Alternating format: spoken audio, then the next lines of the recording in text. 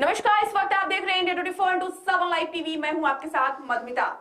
राहुल गांधी की भारत जोड़ो न्याय यात्रा पर खबर दिखाने से पहले आपको एक राहत भरी खबर बताते हैं।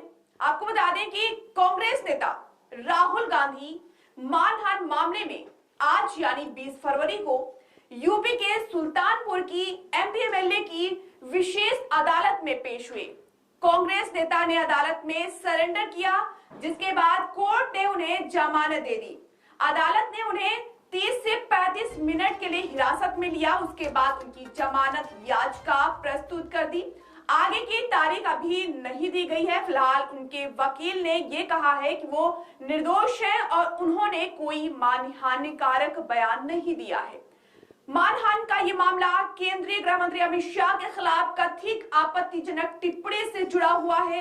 दरअसल अधिवक्ता संतोष पांडे के मुताबिक कोतवाली देहात थाने के हनुमानगंज निवासी जिला सहकारी बैंक के पूर्व चेयरमैन विजय मिश्र ने 4 अगस्त 2018 को कांग्रेस नेता राहुल गांधी के खिलाफ कोर्ट में मानहानि का केस दायर किया था। उन्होंने आरोप लगाया था कि 15 जुलाई 2018 को कांग्रेस नेता राहुल गांधी ने कर्नाटक की राजधानी बेंगलुरु में आयोजित प्रेस वार्ता में केंद्रीय गृह मंत्री अमित शाह के खिलाफ आपत्तिजनक टिप्पणी की थी, जिसमें 27 नवंबर 2023 को कोर्ट ने राहुल गांधी को विचारण के लिए तलब करने का आदेश देते हुए समन जारी करने का आदेश भी दिया था।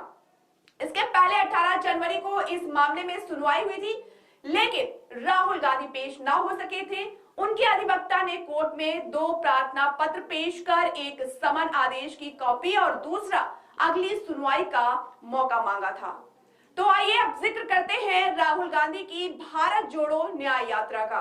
राहुल गांधी की भारत जोड़ो न्याय यात्रा लगातार जारी है, जो फिलहाल इस वक्त देश के सबसे बड़े सूबे में है। अंदाजा तो लगा ही लिया होगा कि हम किस राज्य की बात कर रहे हैं। उत्तर प्रदेश। बिल्कुल सही जाना आपने।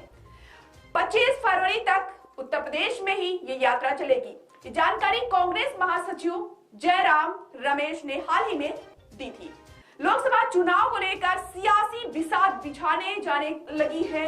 कांग्रेस नेता राहुल गांधी भारत जोड़ो यात्रा के जरिए देश के सियासी नब्ज की थाह लेने के लिए निकले हैं। भारत जोड़ो न्याय यात्रा लोकसभा सीटों के लिहाज से काफी अहम माना जा रहा है। लोकसभा चुनाव बेहद ही नजदीक है, ऐसे में सभी पार्टियां दमखम के साथ लगी हुई हैं। खासकर उत्तर प्रदेश में ऐसा माना भी जाता है कि दिल्ली की सत्ता का रास्ता उत्तर प्रदेश से होकर गुजरता है। कहा यह भी जाता है कि जिसने उत्तर प्रदेश में अच्छा प्रदर्शन किया, उसके दिल्ली पहुंचने के रास्ते आसान हो जाते हैं। और शायद यही वजह है कि कांग्रेस उत्तर प्रदेश में अपनी रणनीति पर काम करना शुरू कर दिया है। अपने भारत जोड़ो न्याय यात्रा के जरिए एक अलग छाप छोड़ना चाहती है।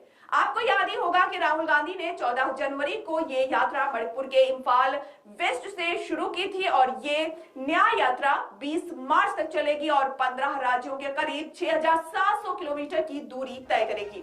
यानी ये यात्रा 110 जिलों, 100 लोकसभा सीटों और 337 विधानसभा सीटों को कवर करेगी। इस यात्रा के रूट में अब अरुणाचल प्रदेश को भी शामिल किया गया है।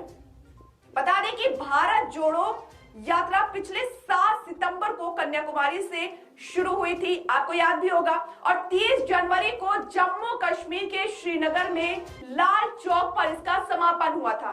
ये यात्रा 12 राज्यों और 2 केंद्र शासित प्रदेशों में पहुंची थी और इस दौरान राहुल गांधी ने 4000 किलोमीटर से अधिक की दूरी तय की थी। जिसके बाद कर्नाटक में कांग्रेस ने अपनी सरकार बनाई थी, वो भी बहुमत के साथ। इंडिया अलायंस भले ही पूरी तरह से बिखर गया हो, लेकिन अगर आप राहुल गांधी को देखें तो उनके चेहरे से बिल्कुल भी नहीं लगता कि वो किसी तरह से हार मान चुके हैं।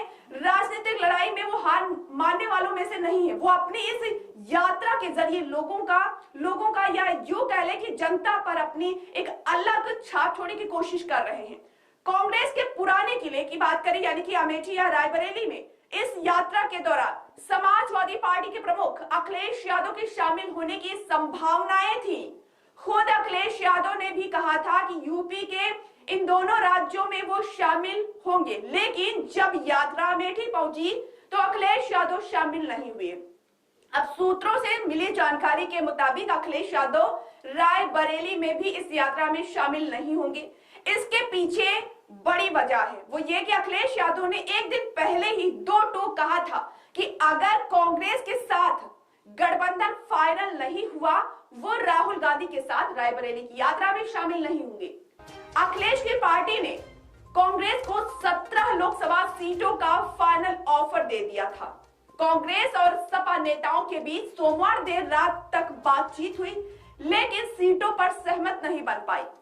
मीडिया रिपोर्ट्स के मुताबिक दोनों पार्टियों में जल्द सीट बंटवारे को लेकर फैसला फाइनल होने वाला था, लेकिन सोमवार देर रात हुई बातचीत में मुख्य रूप से मुरादाबाद मंडल में 3 महत्वपूर्ण सीटों के आवंटन पर दोनों पार्टियों के बीच असहमत बनी रही, जिस कारण गठबंधन के टूटने की खबरें आई।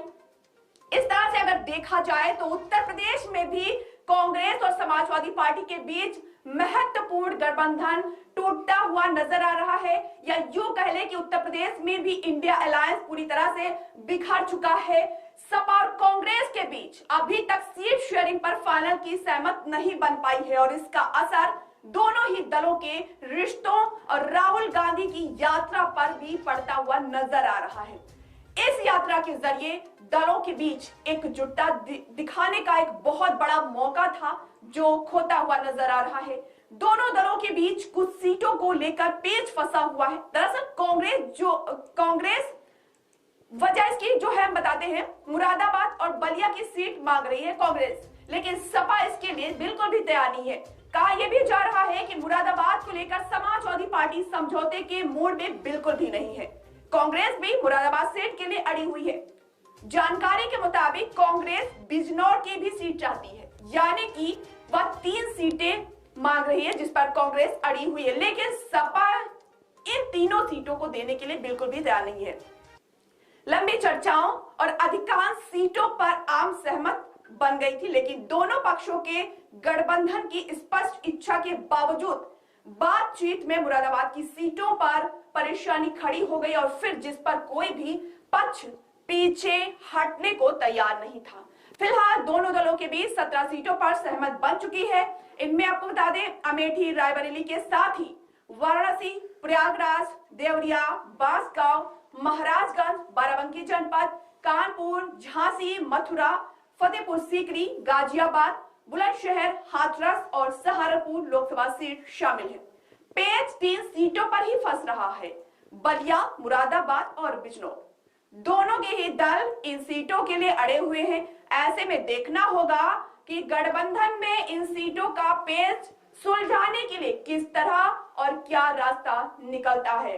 तो फिलहाल हमारी बनी रहेगी नजर बड़ी खबरों पर। आप जुड़े रहिए इंडिया 24/7 लाइव टीवी के साथ। नमस्कार।